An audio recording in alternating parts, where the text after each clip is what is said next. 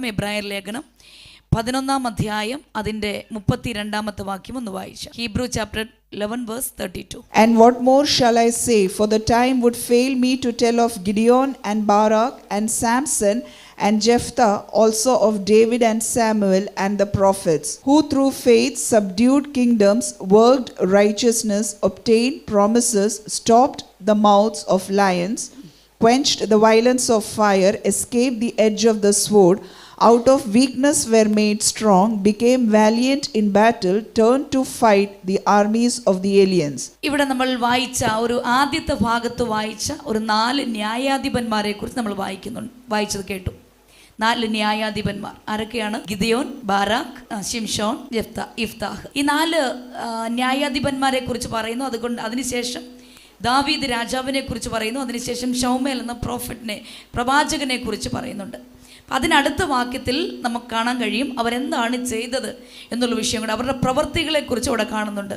അതിലിന്ന് ഞാൻ നിങ്ങളുടെ മധ്യത്തിൽ ശിംശോനെ കുറിച്ചാണ് പറയാൻ ആഗ്രഹിക്കുന്നത്. അതുകൊണ്ട് ശിംശോൻ അവിടെ പറഞ്ഞിരിക്കുന്നത് എന്ത് ചെയ്തു? ശിംശോൻ സിംഹത്തിൻ്റെ വായടക്കിയത് അവിടെ ശിംശോനാണ് ചെയ്തത് എന്നില്ലെങ്കിലും ശിംശോനാണ് സിംഹത്തിൻ്റെ വായെ പിടിച്ചടക്കിയത്. ഈ ഭാഗത്തെക്കുറിച്ച് ചിന്തിക്കുമ്പോൾ ശിംശോൻ്റെ ജീവിതത്തിലേക്ക് നമുക്കൊന്ന് കടന്നു വരാൻ ഇടയായി തീരട്ടെ. ഞാനത് ഇന്നത്തെ മെസ്സേജിന് ഒരു ഹെഡിങ് ഇടാൻ ആഗ്രഹിക്കുന്നത് നമ്മുടെ ആത്മീയ ജീവിതം അല്ലെങ്കിൽ നമ്മുടെ ജീവിതം ആത്മാവിൽ ആരംഭിച്ച് ആത്മാവിൽ അവസാനിപ്പിക്കുക. നമ്മുടെ ജീവിതം ആത്മാവിൽ, അതിൻ്റെ ഓപ്പോസിറ്റ് ആണെന്ന് പറയാം. നമ്മുടെ ജീവിതം ആത്മാവിൽ ആരംഭിച്ച് ജഡത്തിൽ അവസാനിപ്പിക്കരുത് എന്നുള്ളൊരു വാർണിംഗ്, ഒരു മുന്നറിയിപ്പാണ് ദൈവത്തിൻ്റെ ആത്മാവ് ഇന്ന് പകൽക്കാലം നമുക്ക് തരുവാൻ ആഗ്രഹിക്കുന്നത്. നമ്മുടെ ആത്മീയ ജീവിതം നാം എന്തിനു വേണ്ടി ഇറങ്ങിത്തിരിച്ചു? ആമേൻ. ഏതുദ്ദേശത്തോടെയാണ് ദൈവം നമ്മെ വിളിച്ചു വേർതിരിച്ചത്? ഇതിൻ്റെ ഉദ്ദേശം എന്തായിരുന്നു എന്നൊക്കെ ചിന്തിക്കുമ്പോൾ അനേക ഭക്തന്മാരുടെ ജീവിതത്തിൽ നിന്ന് ദൈവം നമ്മെ ഈ വിഷയം പഠിപ്പിക്കുന്നുണ്ട്. ഭക്തന്മാരുടെ ജീവിതം നമുക്ക് എടുത്തു കാണിച്ചിരിക്കുന്നത് എന്തിനു വേണ്ടിയാണെങ്കിൽ എന്ന് പറഞ്ഞാൽ അവരിലൂടെ ദൈവം എന്താണ് ചെയ്തത്, അവർക്ക് എന്താണ് ഭവിച്ചത്, അവരുടെ ജീവിതത്തിൽ എന്താകാൻ ദൈവം ആഗ്രഹിച്ചു, അവർ എന്തായിത്തീർന്നു, എങ്ങനെയാണ് ഇതിൻ്റെ ഇടപ്പെട്ട കാലങ്ങളിൽ, ഇതിൻ്റെ ഇടയ്ക്കുള്ള കാലങ്ങളിൽ ഇവരെന്തു ചെയ്തു, ഈ പ്രവൃത്തിയിലൊക്കെ നമ്മൾ മനസ്സിലാക്കാൻ വേണ്ടിയാണ് തിരുവചനം ശബ്ദമായി നമുക്ക് നൽകിയിരിക്കുന്നത്. അപ്പോൾ ഇവിടെ സിംഹത്തിൻ്റെ വായെ പിടിച്ചടക്കി എന്ന് പറഞ്ഞ് ദൈവം സാക്ഷ്യം പറയുമ്പോൾ തന്നെ ആ ജീവിതത്തിലേക്ക് നമുക്കൊന്ന് കടന്നു വരുവാൻ ദൈവത്തിൻ്റെ ആത്മാവ് നമ്മെ ക്ഷണിക്കുകയാണ്. ശിംശോൻ്റെ ജീവിതത്തെക്കുറിച്ച് കാണുമ്പോൾ അതിൻ്റെ 13 അധ്യായം, ജഡ്ജസ് ചാപ്റ്റർ 13 13 അധ്യായത്തിലാണ് നമ്മൾ വായിച്ചു തുടങ്ങുന്നത്. അവിടെ നമുക്ക് കാണാൻ കഴിയുന്നുണ്ട് മനോഹ എന്ന വ്യക്തി, ദാൻ ഗോത്രത്തിലെ മനോഹ എന്ന വ്യക്തിയെക്കുറിച്ച് കാണാൻ കഴിയും.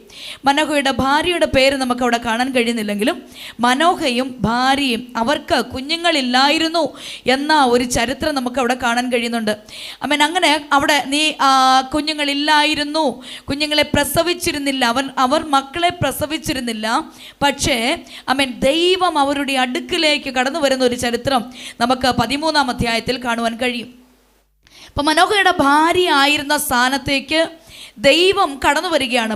ഒരു ദൂതനെ അയച്ചിട്ട് അവിടെ ഒരു വാഗ്ദത്തം നൽകുകയാണ്. എന്താണ്?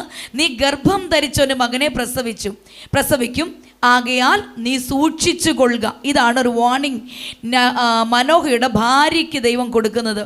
നീ ഒരു മകനെ പ്രസവിക്കും, ആകയാൽ നീ സൂക്ഷിച്ചു കൊള്ളുക.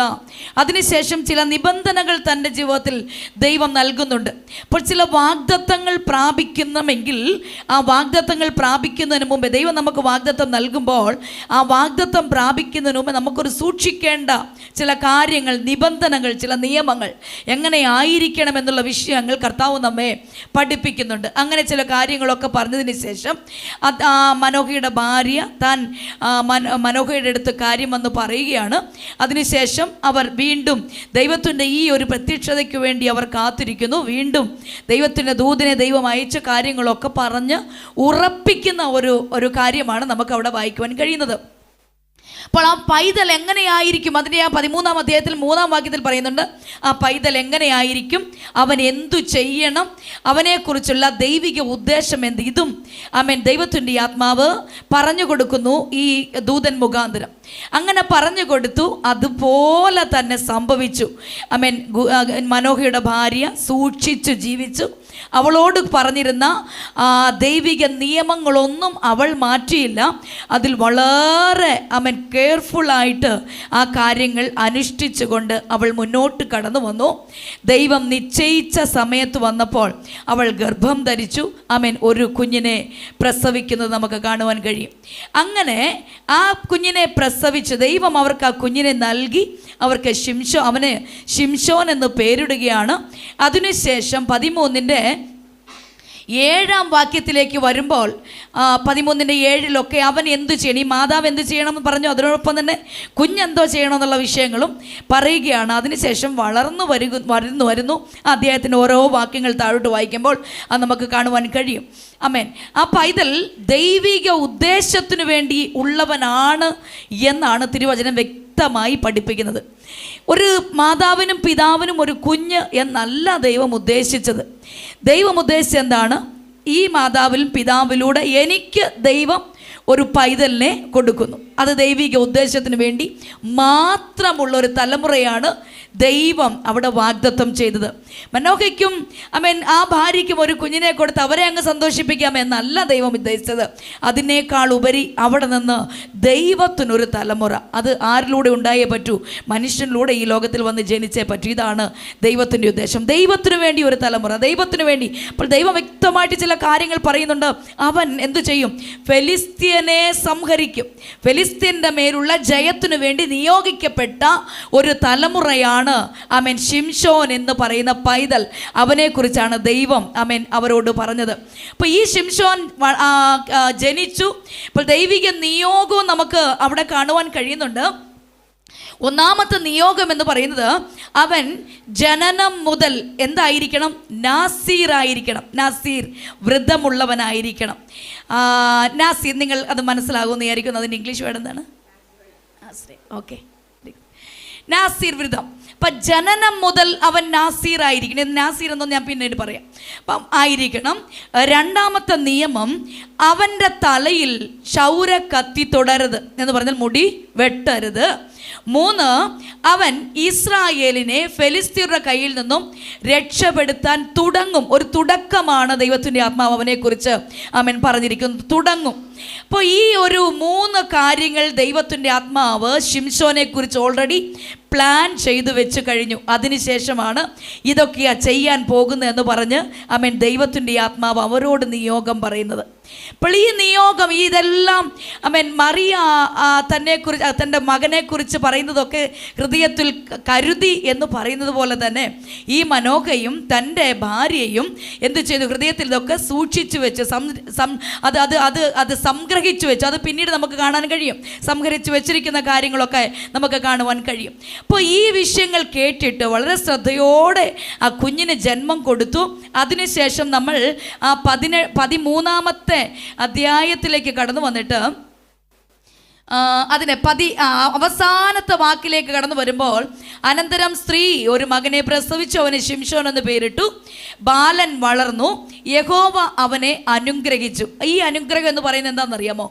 കേവലം ഒരു സാമ്പത്തിക അനുഗ്രഹമോ ഭൗതികമായിട്ടുള്ള അനുഗ്രഹമോ അല്ല. ദൈവത്തിൻ്റെ ആത്മാവ് അവനെ എന്തിനു വേണ്ടി നിയോഗിച്ചുവോ ആ നിയോഗം അവൻ്റെ മേൽ വന്നു. കർത്താവ് ബ്ലെസ് ചെയ്തു അത് ചെയ്യാൻ വേണ്ടി. ഇതാണ് ഈ അനുഗ്രഹം. അപ്പോൾ ഇവിടെ ഒക്കെ നിന്ന് നമുക്ക് വേണ്ടി ഒരു ആത്മീയ അർത്ഥങ്ങൾ ഒത്തിരി ഉണ്ട്. നമുക്ക് ദൈവം തരുന്ന തലമുറകളൊക്കെ, നമുക്ക് കർത്താവ് വാഗ്ദത്തം ചെയ്തിരിക്കുന്ന വിഷയങ്ങളൊക്കെ നമ്മൾ പലപ്പോഴും എന്താ വിചാരിക്കുക? നമ്മുടെ വിവാഹം കഴിഞ്ഞു, നമുക്കൊരു കുഞ്ഞിനെ ദൈവം തന്നു. ഇതിനപ്പുറം ഇതല്ല അതിൻ്റെ ഉദ്ദേശം. നമുക്കൊരു സന്തോഷം അല്ലെങ്കിൽ അടുത്ത ഒരു പിൻഗാമി എന്നതിനേക്കാൾ ഉപരി നമ്മുടെ തലമുറകളൊക്കെ എന്തിനു വേണ്ടിയുള്ളവരാണെന്നറിയാമോ? അവർ ദൈവത്തിനു വേണ്ടിയുള്ളവർ. യുദ്ധം ചെയ്യുവാനായിട്ട് വിരലുകളെ ദൈവം അഭ്യസിപ്പിച്ചു കൊണ്ടിരിക്കുകയാണ്. അവരുടെ വിരലുകളെ ദൈവം അഭ്യസിപ്പിച്ചു കൊണ്ടിരിക്കുന്നു. ഇത് കേവലം അമ്മയുടെ ഗർഭത്തിൽ ഉരുവാകുമ്പോഴേ അത് ദൈവം നമുക്ക് നൽകിയിട്ടുണ്ട്. ഒരുപക്ഷെ രക്ഷിക്കപ്പെടാത്തത് കൊണ്ടോ ഇല്ലെങ്കിൽ നമുക്ക് ദൈവിക ശബ്ദം കേൾക്കാൻ കഴിയാത്തത് കൊണ്ടോ ഒക്കെ നമ്മൾ കേട്ടില്ല എന്ന് മാത്രമേ ഉള്ളൂ. കർത്താവിന് അപ്പോഴേ നമുക്ക് പ്ലാനുണ്ട്.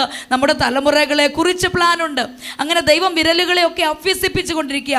ഈ ഒരു അനുഗ്രഹമാണ് ഈ 24-ാം വാക്യം, 13-ാം വാക്യത്തിൽ നമുക്ക് കാണുവാൻ കഴിയുന്നത്. അതിനുശേഷം അവൻ വളർന്നു വരുന്നു. സോരയ്ക്കും എസ്തേലിനും മധ്യയുള്ള മഹനേദാനിൽ വെച്ച് യഹോവയുടെ ആത്മാവ് അവനെ ഉദ്യമിപ്പിച്ചു തുടങ്ങി എന്ന് നമുക്ക് കാണുവാൻ കഴിയുന്നു. ഉദ്യമിപ്പിച്ചു തുടങ്ങി. ഇപ്പോൾ ഇവിടെ തുടക്കം, എല്ലാത്തിനും ഒരു തുടക്കമാണ് കേട്ടോ. അവൻ ഫെലിസ്ത്യരെ ആക്രമിച്ച് കീഴടക്കാൻ തുടങ്ങും എന്ന് കർത്താവ് പറഞ്ഞു. ഇവിടെ ദൈവം തുടങ്ങി എന്ന് പറയുന്നുണ്ട്. അപ്പോൾ അത് ക്രമേണ അതിൻ്റെ ആലോചനകൾ നിറവേറിക്കൊണ്ടിരിക്കുകയാണ്.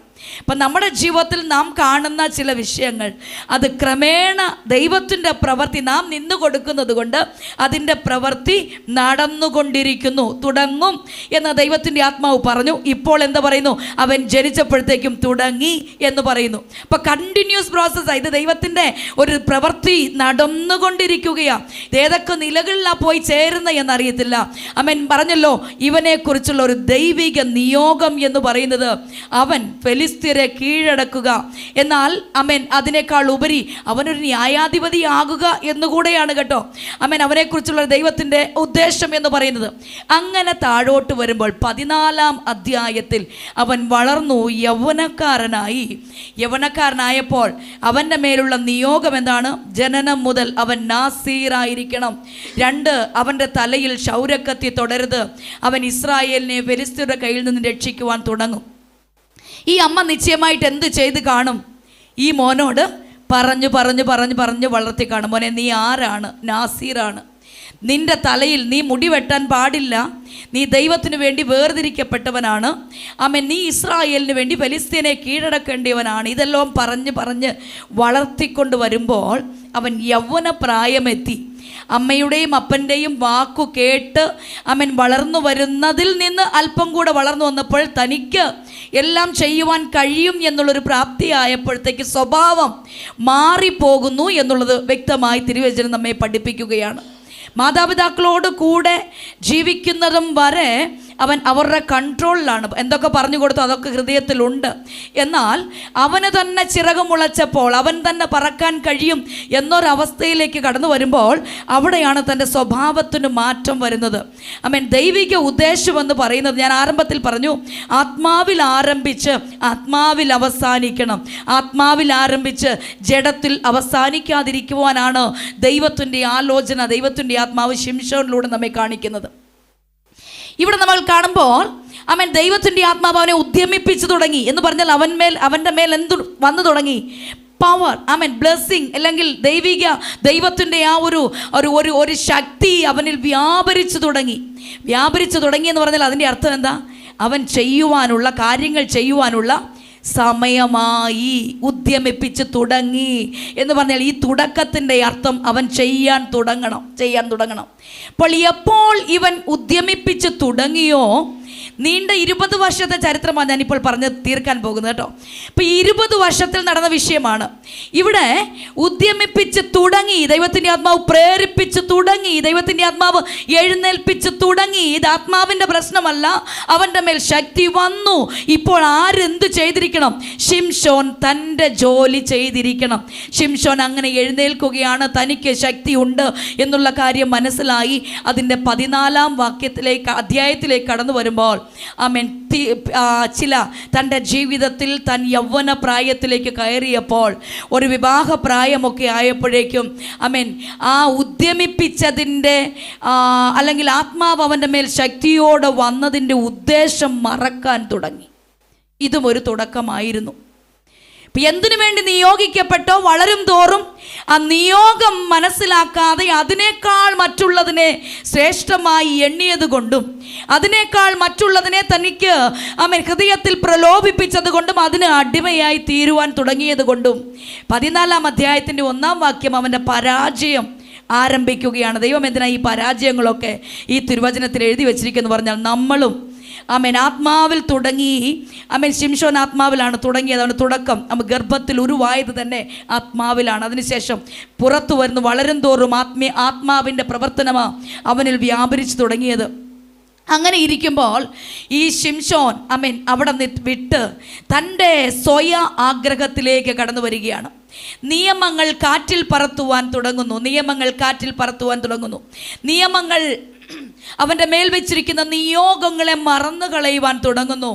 ആമേൻ. ഇവിടെ നമ്മൾക്ക് മനസ്സിലാക്കാൻ കഴിയുന്നത്, ആമേൻ, ശിംശോൻ്റെ ജീവിതത്തിൽ പരാജയത്തിന് കാരണം അവൻ തന്നെ ഉണ്ടാക്കിയെടുത്തു, അവൻ അറിയാതെ. നമ്മുടെ ജീവിതത്തിൽ പരാജയം ഉണ്ടാകരുത്, പക്ഷെ ഉണ്ടാക്കുന്ന ചില അനുഭവങ്ങൾ നമ്മുടെ ജീവിതത്തിലേക്ക് കടന്നു വരുമ്പോൾ അതിൽ നാം എങ്ങനെ അതിനെ കൈകാര്യം ചെയ്യുന്നു എന്നുള്ളതിലാണ് നമ്മുടെ പരാജയവും ജയവും ഉള്ളത്.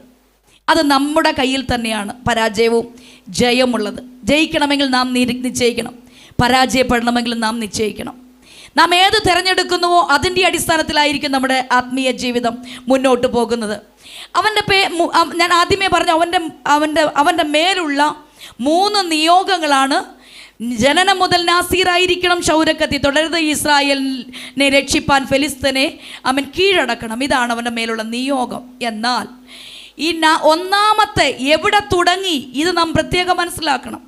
ഒന്നാമത് അവൻ നാസീറാണ്. നാസീർ എന്ന് പറഞ്ഞാൽ ദൈവത്തിനു വേണ്ടി വേർതിരിക്കപ്പെട്ടവൻ, വ്രതസ്ഥൻ, വ്രതമുള്ളവൻ. അവൻ എല്ലാവരെയും പോലെ അല്ല. എന്നെ കേൾക്കുന്ന പ്രിയ കുഞ്ഞുങ്ങളെ, യൗവനക്കാരെ, നിങ്ങൾ എല്ലാവരെയും പോലെ അല്ല എന്നത് നിങ്ങൾ വ്യക്തമായി ആദ്യമേ മനസ്സിലാക്കണം. നിങ്ങൾ നിങ്ങളുടെ മറ്റുള്ള കൂടെ പഠിക്കുന്നവരെ പോലെയുള്ളവരല്ല.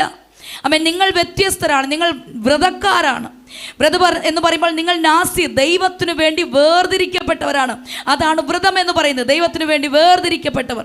ഇപ്പോൾ സംഖ്യാപുസ്തകത്തിൽ ദൈവത്തിൻ്റെ ആത്മാവ് പറയുന്നുണ്ട്, നാസീർ വ്രതക്കാരൻ എങ്ങനെയുള്ളവനായിരിക്കണം. ഇവിടെ വ്രതമെന്ന് പറഞ്ഞ് അവൻ നാസീർ ആയിരിക്കണം എന്ന് പറഞ്ഞ് ഒറ്റ വാക്കിൽ പറഞ്ഞ് എന്തിനാണെന്നറിയാമോ? ഈ യഹൂദന്മാരെല്ലാം എന്ത് പഠിക്കും? തോറ പഠിച്ചിരിക്കും. ഉൽപ്പത്തി പുസ്തകം മുതൽ ആവർത്തനം വരെയുള്ള എല്ലാ പുസ്തകങ്ങളും അവർ ബൈഹാർട്ട് ചെയ്തിരിക്കും. അവർക്ക് മനഃപ്പാടമാണ്.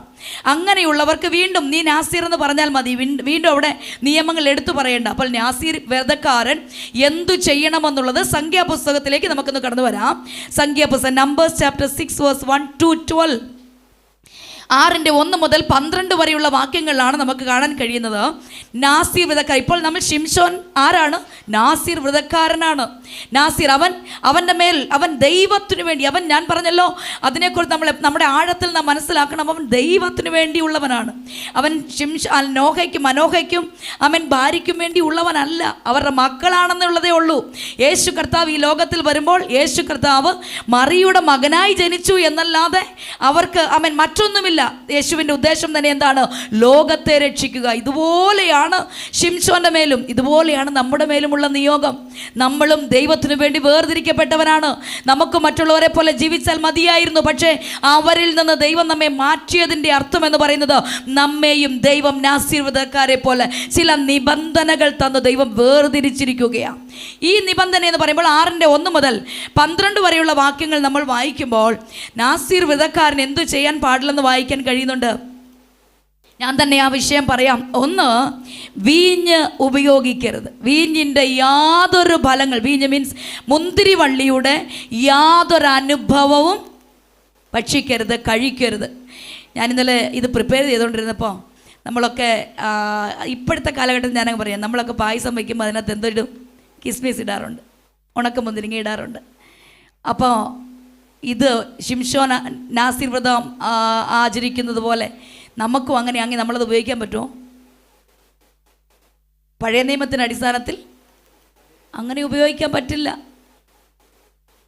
അതില്ലാത്തതേ ഉപയോഗിക്കാൻ പറ്റും. ഇപ്പോൾ ചിലരൊക്കെ നമുക്കറിയാം, ചിലരൊക്കെ ഷുഗറൊക്കെ ഉള്ളവർ വിത്തൗട്ട് ഉപയോഗിക്കുന്നത് പോലെ. അപ്പോൾ അതൊക്കെ ഇല്ലാത്തതേ ഉപയോഗിക്കുമ്പോൾ, കാരണം മുന്തിരി വള്ളിയുടെ യാതൊരു അനുഭവങ്ങളും, ഉണക്കമുന്തിരിങ്ങയോ അല്ലെങ്കിൽ അതിൻ്റെ യാതൊരു വിധത്തിലുള്ള ഇതും ഉപയോഗിക്കാൻ പാടില്ല. 2, നാസീർ വ്രതക്കാരൻ ശവത്തെ തൊടാൻ പാടില്ല.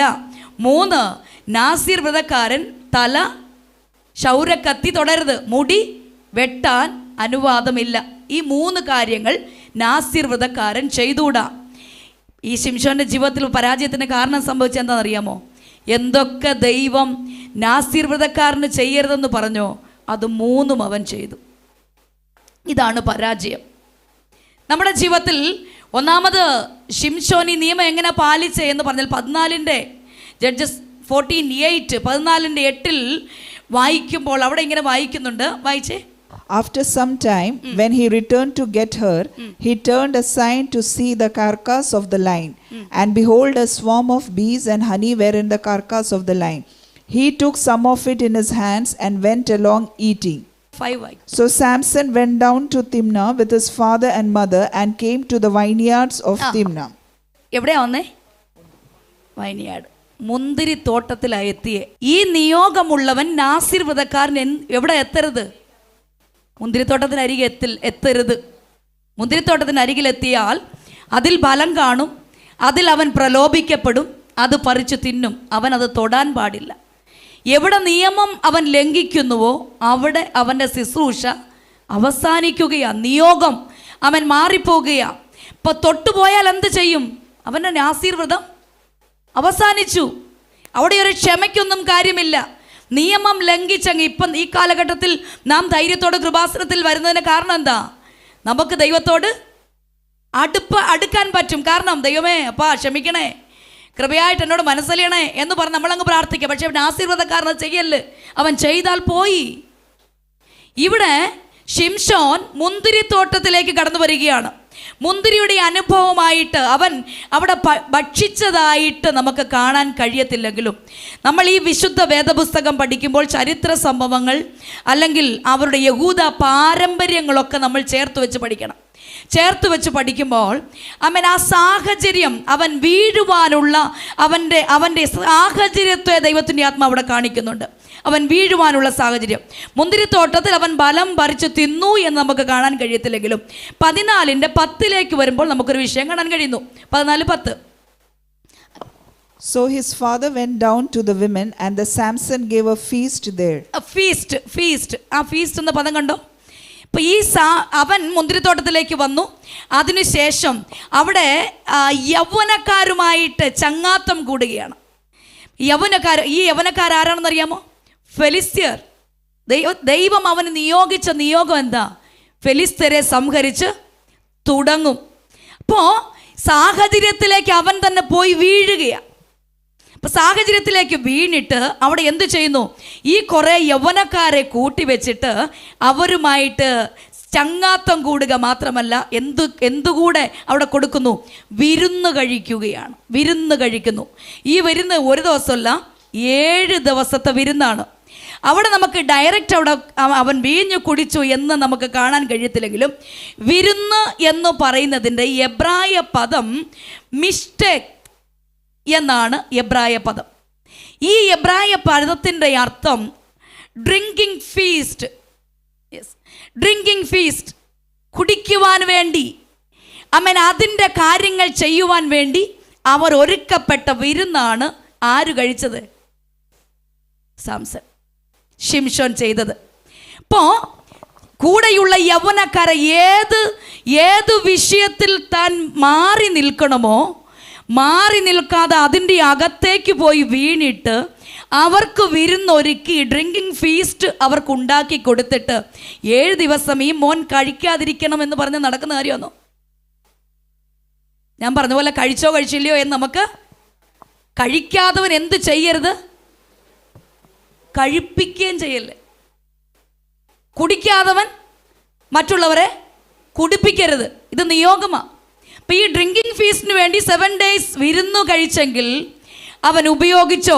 ബൈബിളിൽ ഉപയോഗിച്ചു എന്നൊരു പദമില്ലാത്തത് കൊണ്ട് ഞാൻ ആ പദം ഉപയോഗിക്കുന്നില്ല. പക്ഷേ എന്താ, ആ സാഹചര്യത്തിലേക്ക് അവൻ വഴുതി വീഴുകയാണ്. ഇതാണ് അവിടെ വായിക്കുന്നുണ്ട്.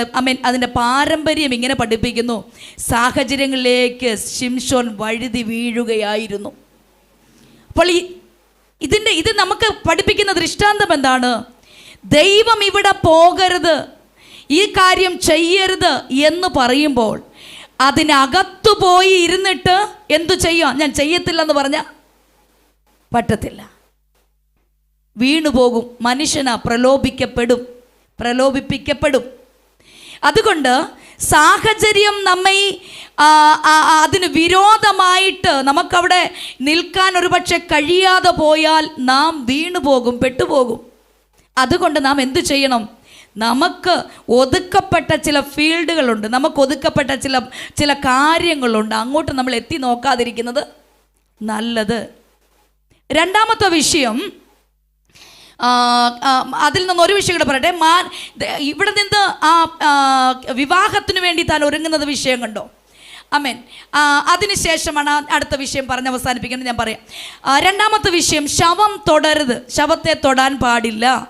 ഇപ്പോൾ നാസീർ വ്രതക്കാരൻ ശവത്തെ തൊടരുത്. ഒന്നാമത്തെ ഞാൻ പറഞ്ഞു വീഞ്ഞിൻ്റെ ഉപയോഗിക്കരുത്. 2 ശവം തൊടരുത് എന്ന് പറഞ്ഞാൽ ലേവ്യ പുസ്തകം അതിൻ്റെ 11-ാം അധ്യായം 24 മുതൽ ഉള്ള ഭാഗങ്ങൾ വായിക്കുമ്പോൾ 24, 27, 39 വാക്യങ്ങളൊക്കെ വായിക്കുമ്പോൾ അവിടെ വായിക്കുന്നുണ്ട്, ഈ നാസീർ വ്രതക്കാരൻ എന്തു ചെയ്യരുത്? ശവത്തെ തൊടരുത്, അശുദ്ധനാകും. ശവത്തെ തൊട്ടാൽ അശുദ്ധനാകും.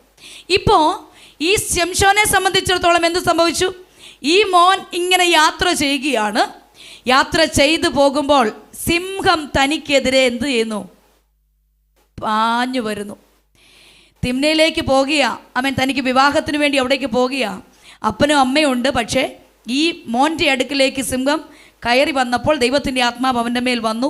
ഇതൊക്കെ ദൈവത്തിൻ്റെ ആത്മാവിൻ്റെ ആ ഒരു സ്നേഹം കൊണ്ട്, അപ്പോൾ ആ ഉദ്യമിപ്പിക്കപ്പെടുന്നതും അല്ലെങ്കിൽ അവനെ കൊല്ലരുത് എന്നുള്ള ആ ദൈവത്തിൻ്റെ സ്നേഹം കൊണ്ട് ആത്മാവ് കൂടെ കൂടെ വരുന്നേ. അപ്പോൾ ഇവിടെ അതിനെ വലിച്ചു കീറി, സിംഹത്തെ വലിച്ചു കീറിയിട്ട് അമേൻ അതിൽ നിന്ന് ജയം പ്രാപിച്ച് അങ്ങ് പോയി.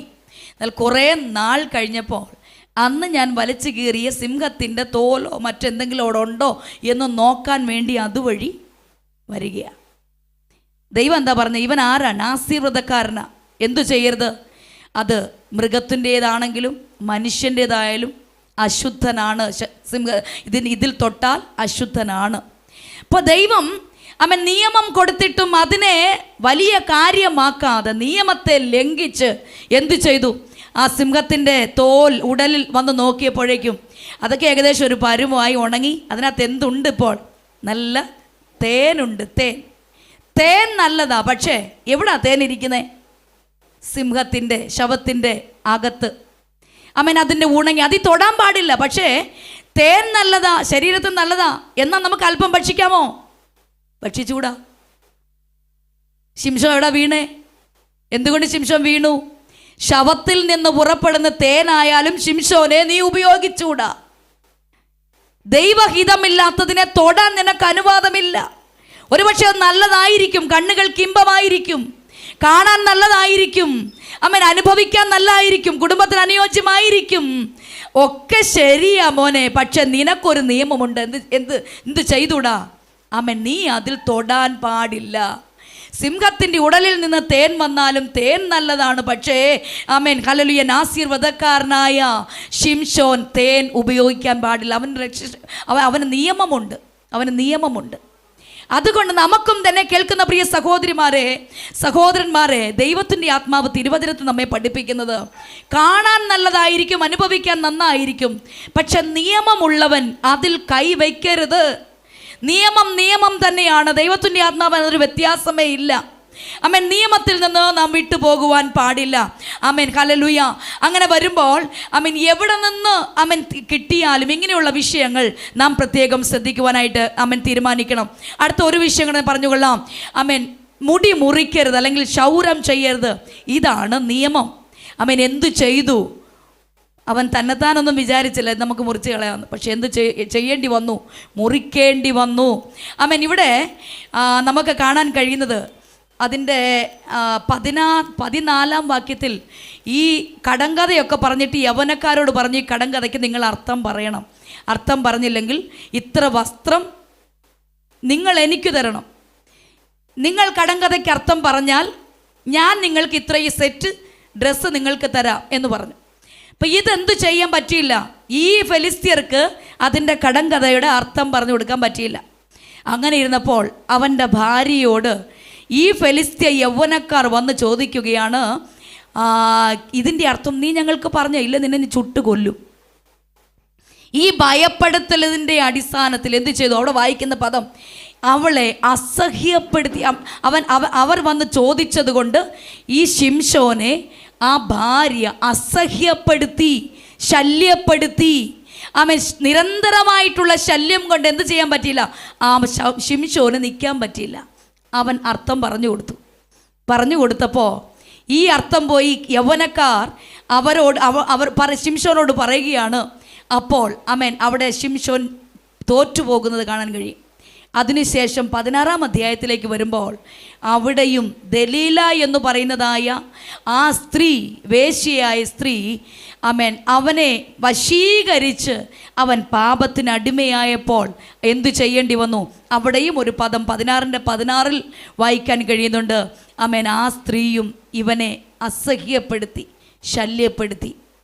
ശിംശോനെ, നീ ദലീലയുടെ അടുക്കിലേക്ക് പോകാതെ ഇരുന്നിരുന്നെങ്കിൽ, നിന്റെ നിയമം നീ പാലിച്ചിരുന്നെങ്കിൽ അവർ നിന്നെ അസഹ്യപ്പെടുത്തുകയില്ലായിരുന്നല്ലോ. അവരാരും വന്ന് അസഹ്യപ്പെടുത്തിയില്ലല്ലോ. നീ പോയതല്ലേ, നീ അത് പോകാമോ? ശിംശോൻ അസഹ്യപ്പെടുത്തപ്പെട്ടത് കൊണ്ട് അവൾ നിരന്തരമായി ചോദിച്ച് അവൻ്റെ മുടിയിലാണ് അവൻ്റെ ശക്തി എന്ന് തിരിച്ചറിഞ്ഞ് അവൾ മുടി മുറിച്ചു കളഞ്ഞു. അത് ഫെലിസ്ത്യൻ്റെ ജയത്തിന് കാരണമായി.